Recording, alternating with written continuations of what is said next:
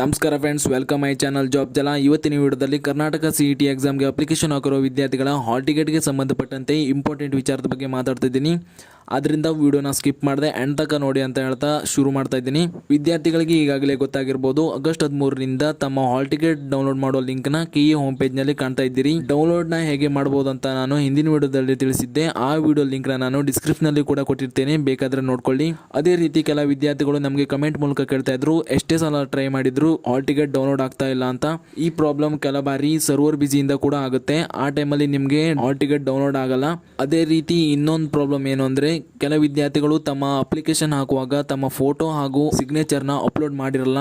ಈ ಕಾರಣದಿಂದ ಕೂಡ ನಿಮ್ಮ ಹಾಲ್ ಟಿಕೆಟ್ ಡೌನ್ಲೋಡ್ ಆಗಲ್ಲ. ಇದೇ ವಿಷಯಕ್ಕೆ ಸಂಬಂಧಪಟ್ಟಂತೆ ಸ್ಕ್ರೀನ್ ಮೇಲೆ ಕಾಣ್ತಾ ಇರೋ ಹಾಗೆ ಈಗಾಗಲೇ KE ಹೋಮ್ ಪೇಜ್ ನಲ್ಲಿ ಒಂದು ನೋಟಿಸ್ ಜಾರಿಯಾಗಿದೆ. ಈ ನೋಟಿಸ್ ನಲ್ಲಿ ಯಾವ ವಿದ್ಯಾರ್ಥಿಗಳು ತಮ್ಮ ಫೋಟೋ ಹಾಗೂ ಸಿಗ್ನೇಚರ್ ನ ಅಪ್ಲೋಡ್ ಮಾಡಿಲ್ವೋ ಆ ವಿದ್ಯಾರ್ಥಿಗಳ ಅಪ್ಲಿಕೇಶನ್ ನಂಬರ್ ಹಾಗೂ ಹೆಸರನ್ನು ಕೊಟ್ಟಿದ್ದಾರೆ. ಈ ಲಿಸ್ಟ್ ನ ಯಾವ ವಿದ್ಯಾರ್ಥಿಗಳ ಹಾಲ್ ಟಿಕೆಟ್ ಡೌನ್ಲೋಡ್ ಆಗ್ತಾ ಇಲ್ವೋ ಆ ವಿದ್ಯಾರ್ಥಿಗಳು ಒಂದ್ಸಲ ಚೆಕ್ ಮಾಡಿ ನೋಡ್ಕೊಳ್ಳಿ. ಈ ಲಿಸ್ಟ್ ಅಲ್ಲಿ ನಿಮ್ಮ ಹೆಸರಿದ್ರೆ ಎಕ್ಸಾಮ್ ಒಳಗಡೆ ಒಂದು ಚಾನ್ಸ್ ಕೂಡ ಕೊಡಬಹುದು. ಆಗ ನಿಮ್ಮ ಫೋಟೋ ಹಾಗೂ ಸಿಗ್ನೇಚರ್ ನ ಅಪ್ಲೋಡ್ ಮಾಡಬೇಕಾಗುತ್ತೆ.